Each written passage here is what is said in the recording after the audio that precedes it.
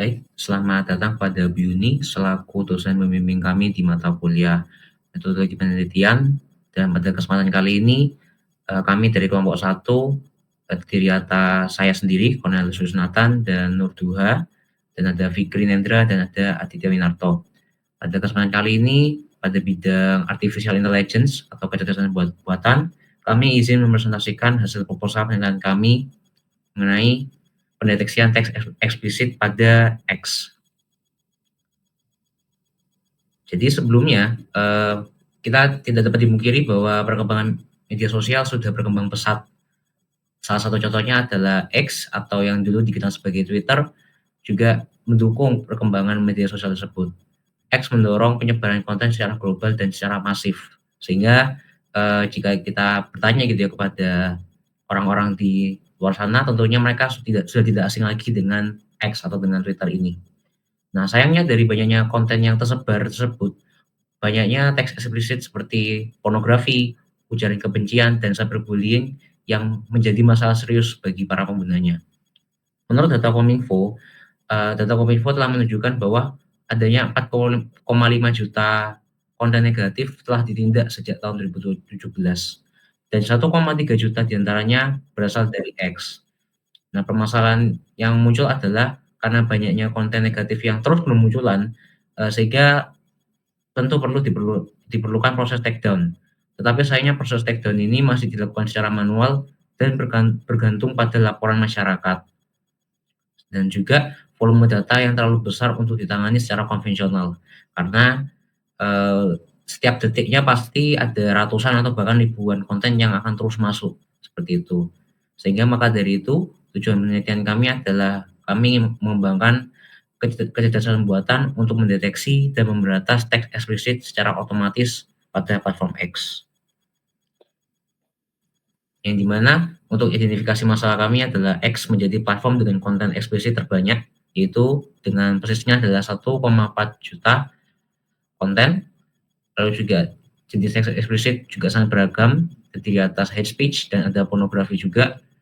Lalu untuk pendekatan manual dinilai tidak efisien dalam menghadapi data yang masif dan real time, serta sistem filtrasi yang masih belum optimal dan rawan, terutama bagi pengguna seperti anak-anak dan remaja, dan artificial intelligence belum diimplementasikan secara maksimal untuk deteksi otomatis.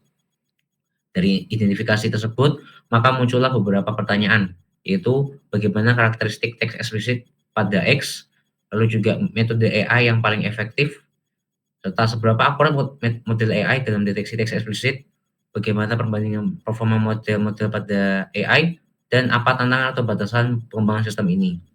Sehingga dari penelitian kami diharapkan kami dapat menemukan model AI yang cocok untuk memberantas eksplisit ini. Sehingga dari hasil penelitian kami diharapkan dari X itu dapat mendukung fitur auto filter teks eksplisit, dan juga untuk Kominfo dapat membantu mendeteksi konten negatif dengan lebih efisien. Serta untuk sebagai kami dari penulis, yaitu kami menambah wawasan AI dan NLP atau Natural Language Processing, dan juga menjadi referensi ilmiah baru untuk mendeteksi konten eksplisit berbahasa Indonesia. Untuk selanjutnya akan dijelaskan oleh teman saya. Baik, terima kasih Luis atas penjelasannya. Untuk selanjutnya di sini saya akan memaparkan terkait kajian teori apa saja yang kita dalami dalam penelitian ini. Yang pertama ada artificial intelligence. Artificial intelligence di sini AI itu adalah cabang ilmu komputer yang meniru kemampuan manusia, yang dilengkapi fitur seperti machine learning, penalaran, pemahaman bahasa, dan juga persepsi.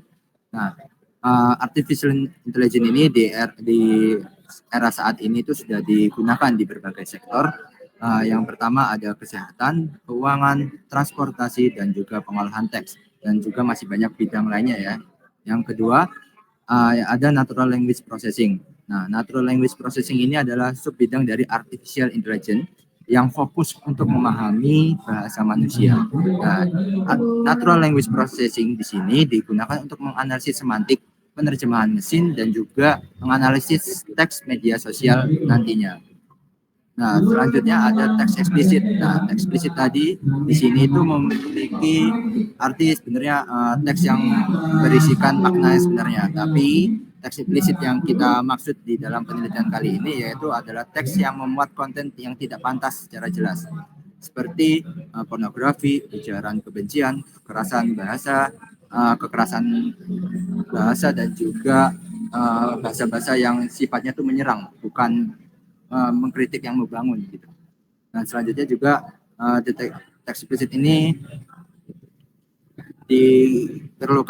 kita perlukan untuk melindungi pengguna terutama pada platform X. Nah, selanjutnya ada klasifikasi teks. Nah, untuk klasifikasi teks ini adalah teknik untuk mengelompokkan teks ke dalam kategori tertentu secara otomatis. Klasifikasi teks dalam penelitian kami ini berperan penting dalam sistem deteksi berbasis AI.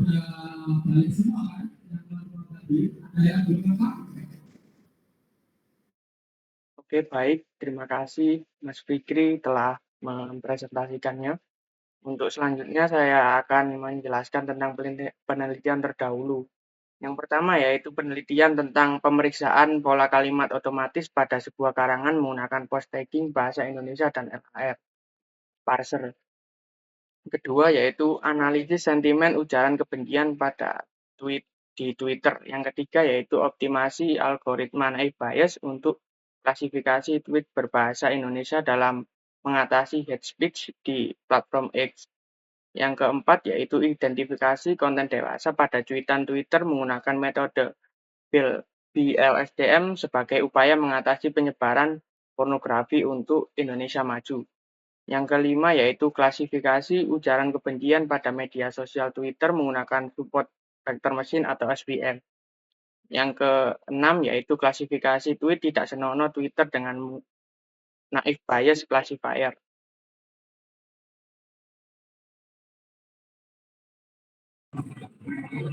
Oke, baik. Selanjutnya adalah metodologi penelitian. Sesuai dengan topik penelitian kami, jenis penelitian yang kami gunakan adalah penelitian pengembangan sistem yang berfokus pada pembuatan sistem berbasis AI untuk mendeteksi teks eksplisit secara otomatis.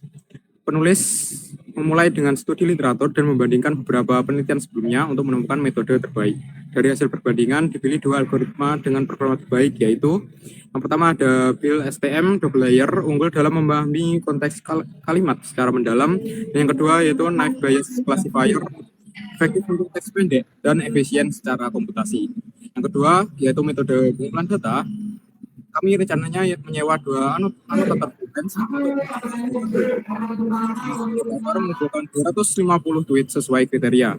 Anotator pertama, tweet non-eksplisit. Anotator kedua, tweet eksplisit yang mengandung kata kasar, ujaran kebencian, dan lain-lain. Dibatasi maksimal 255 karakter untuk mempermudah pemrosesan.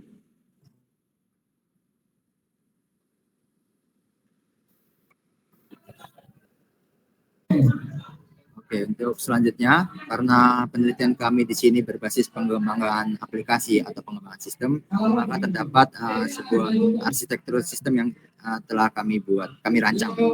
Yang pertama akan dilakukan user input, yang dimana di sini pengguna akan memasukkan teks ke dalam sistem kita. Lalu setelah pengguna memasukkan teks ke dalam sistem kita, akan dilakukan pre-processing, yang dimana tujuannya tahap ini adalah untuk membersihkan dan menyiapkan teks agar bisa dianalisis lebih efektif.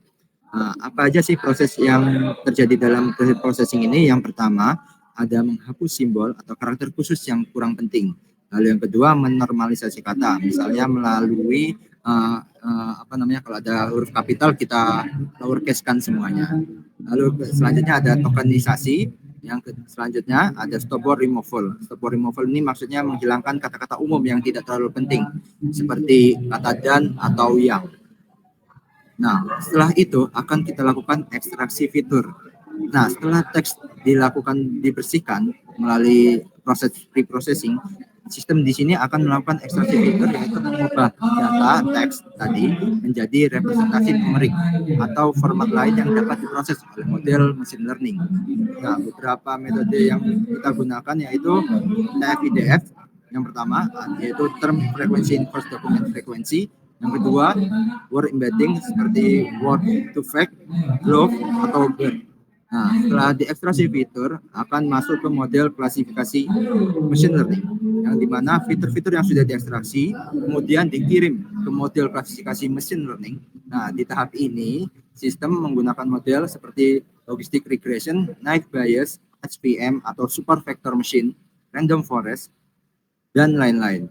Nah, model ini akan dilatih untuk mengenali pola-pola teks eksplisit berdasarkan dataset yang relevan. Lalu pada di akhir akan menghasilkan output berupa label-label, yang dimana nantinya setelah diproses oleh model klasifikasi, sistem akan memberikan output berupa label seperti eksplisit jika teks ini mengandung konten yang tidak padas. Lalu label selanjutnya ada tidak eksplisit jika teks ini aman atau netral. Nah, output ini nantinya bisa digunakan untuk menyaring konten dan memberikan peringatan atau tindakan otomatis lainnya. Selanjutnya,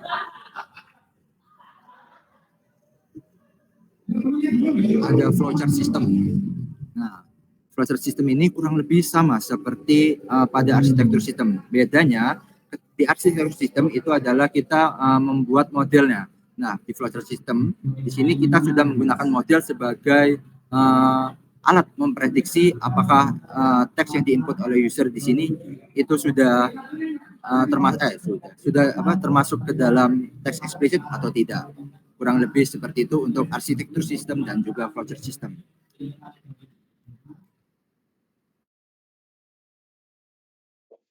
Untuk bagian perangkat yang digunakan yaitu terdapat 2, hardware dan software. Yang pertama hardware-nya yaitu laptop harus memiliki RAM ideal 16 GB, SSD 256 GB, dan prosesor setara Intel i5 Gen 12. Kemudian yaitu terdapat software juga, Google Colab Pro.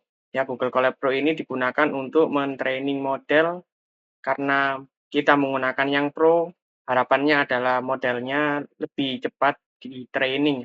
Kemudian Visual Studio Code, kemudian yaitu menggunakan bahasa Python 3.10 karena bahasa Python 3.10 ini lebih stabil dalam machine learning. Selain itu, terdapat juga framework yang digunakan oleh Python, yaitu TensorFlow dan PyTorch. Kemudian kita visualisasinya menggunakan Matplotlib dan Seaborn untuk analisis hasil. Selain itu, untuk dokumentasinya kita menggunakan Jupyter Notebook, dan untuk mencari dataset kita menggunakan X atau Twitter.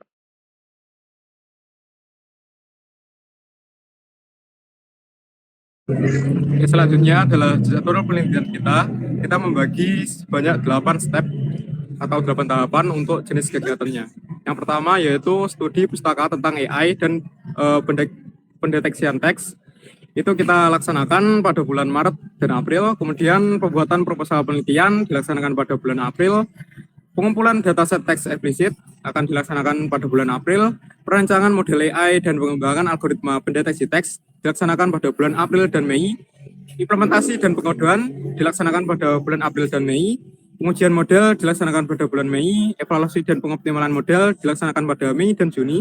Serta dokumentasi dan pembuatan laporan penelitian yang dilaksanakan pada bulan Juni. Di sini kita membagi 3 tahapan, yaitu tahap perencanaan yang ditandai dengan warna merah, tahap pelaksanaan yang ditandai dengan warna kuning, serta tahap evaluasi yang ditandai oleh warna hijau. Next.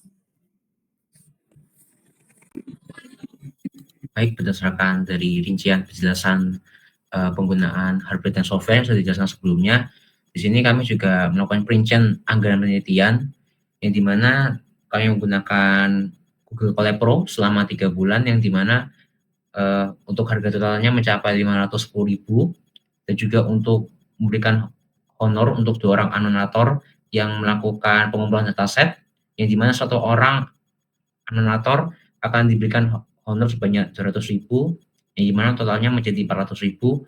Dan kami juga melakukan pembelian kuota internet selama 3 bulan dengan anggaran 600.000, dan juga adanya alat tulis dan dokumentasi jika diperlukan dengan anggaran harga mencapai 200.000, dan juga untuk print dan jilid dengan harga 150.000, Dan untuk publikasi artikel Sinta dengan banyaknya range yang kami dapatkan, di mana kami memilih range harga tertinggi untuk berjaga-jaga yaitu 1 juta, yang dimana total anggaran kami mencapai Rp3.460.000.